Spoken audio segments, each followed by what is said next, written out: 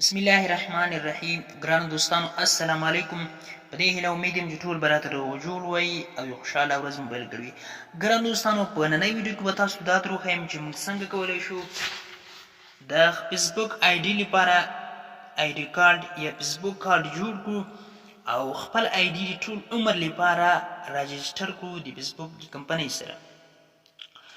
ډېری ملګرو غوښتنه کړې وه چې موږ ته دا طریقه وښیه. ملګرو نن ویډیو کې به تاسو ډېر ایزي او اسانه طریقه وښیم د فیسبوک د آی ډي کارډ د جوړولو چې سل بسل به کار کوي او هېڅ مشکل به پکې نه وي. ملګرو مخکې له دې چې زه تاسو ته آی ډي کارډ د جوړولو طریقه وښیم، تاسو ته لومړی د آی ډي کارډ فایدې او ګټې ښیم چې فایدې کومې دي. ملګرو آی ډي کارډ سره د فیسبوک آی ډي کارډ زیاتې فایدې لري چې د جملې څخه ځینې دا دي. لومړی فایده دا ده چې کله چې تاسې د فیسبوک لپاره د فیسبوک د آی ډي لپاره کارت جوړ کړه، که آی ډي کارت مو جوړ کړه، نو ستاسو آی ډي د فیسبوک د کمپنۍ سره رجسټر سوله، یعنې ثبت سوله. دوهمه ګټه دا ده ملګرو چې کله مو چې تاسو آی ډي کارت جوړ کړه، په کله چې ستاسو څخه خپل فیسبوک آی ډي بند شي، نو تاسو کولی شئ چې بېرته د خپل آی ډي کارت خپل آی ډي خلاص کړئ. دوهم، ستاسو آی ډي به هېڅوک هیکوی نه شي. که چېرته هیک هم کړي، نو د دې کرټ په واسطه تاسو کولی شئ چې بېرته خپل آی ډي واپس خلاصه کړئ.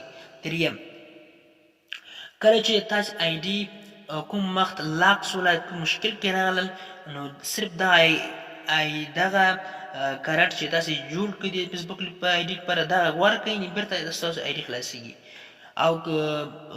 او مهمه خبره یې ملګرو دغه ده چې ستاسو آی ډي به محفوظه پاتې کېږي او هېڅکله به هم څوک هیکوی سي.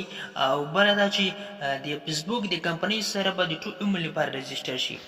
نو ملګرو ویډیو نه اوږدومه، راځئ چې ویډیو پیل کړو او طریقه یې ملګرو زده کړئ. دې لپاره چې طریقه باندې پوه شئ، ویډیو تر پایه پورې وګورئ. راځئ چې ویډیو شروع. ملګرو د هر څه نه مخکې تاسو راشئ په خپل موبایل کې یو براوزر را خلاص کړئ.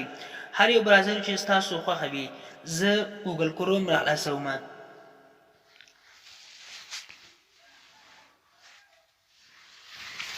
کله مو چې ګوګل کروم براوزر را خلاص کړ، په سرچ کې ورته ولیکئ پنجاکي. اسانه کلمه ده، panjaki.com. دا ورته ولیکئ او سرچ بټن باندې کلیک وکړئ. ملګرو نن وروسته به کله چې دا panjaki.com کې سرچ کړو، نو تاسو دا سهار راوړي. په دې ساحه کې لومړنی اپشن لومړنی لینک باندې کلیک وکړئ. په دې لینک باندې کلیک وکړئ.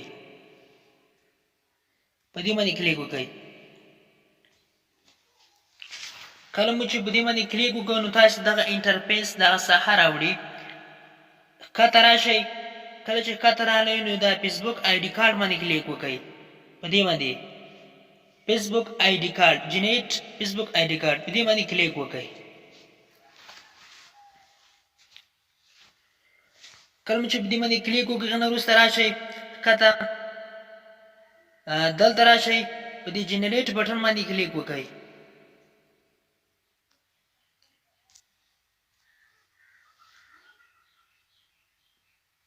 کله مو چې جنریټ بټن باندې کلیک وکړو، نو ملګرو دلته تاسو باید د خپل فیسبوک آی ډي ور داخله کړئ. خپل د فیسبوک آی ډي نمبر او پاسورډ دواړه دلته ورکړئ او فیسبوک آی ډي داخله کړئ. که نمبر وي او که ایمیل مو جوړ کړی ایمیل ورکړئ په آی ډي، او که پاسورډ په نمبر مو د فیسبوک آی ډي جوړ کړی نمبر ورکړئ او خپل پاسورډ ورکړئ او آی ډي دلته داخله کړئ. ملګرو زه د فیسبوک آی ډي داخلوم. ملګرو کله مو چې د فیسبوک آی ډي خلاص کړله، داخله هم کړله کې، نو دا د ملګرو تاسو ته اتومات ډول د فیسبوک آی ډي کارت جوړیږي.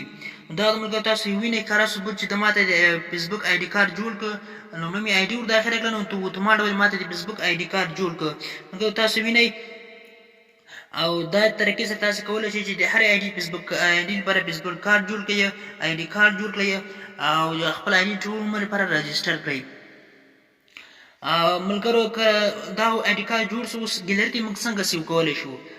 یعنې راشئ په دې باندې سیو بټن باندې کلیک وکړئ، په دې سیو بټن باندې تر څو ګیلري ته سیو سي. کله مې چې په سیو بټن باندې کلیک وکړو نو ملګرو په ځینو دلته یوه خبره شته چې ځینې ایډیانو کې د سیو بټن نه ورکوي تر څو ګیلري ته سیو شي نو ما ته هم د سیو بټن نه راکوي نو له دې وجې تاسو باید دې آی ډي کارډ څخه دې تصویر څخه تاسو باید یو سکرین شاټ وباسئ تر څو ستاسو لپاره یو تصویر پاتې شي یو آی ډي کارډ جوړ شي نو دلته ملګرو ما آی ډي کارډ نه تصویر وباسه نو دلته زه راسم اوس ګیلري کې تاسو وینئ چې اوس زما فیسبوک آی ډي کارډ فیسبوک آی ډي لپاره آی ډي کارډ جوړ شوی ده دا څنګه د قلم نښه باندې کلیک وکړئ تر څو دغه دا اضافه څخه موږ ډیلیټ کړو بیا په سیو بټن باندې کلیک وکړئ نو دا ملګرو زموږ آی ډي کارډ جوړ شو په بشپړ ډول تاسو هم کولی شئ دې ترکیب څخه کار واخلئ او د خپل د فیسبوک آی ډي لپاره آی ډي کارډ جوړ کړئ او خپل آی ډي مو د ټول عمر لپاره رجسټر کړئ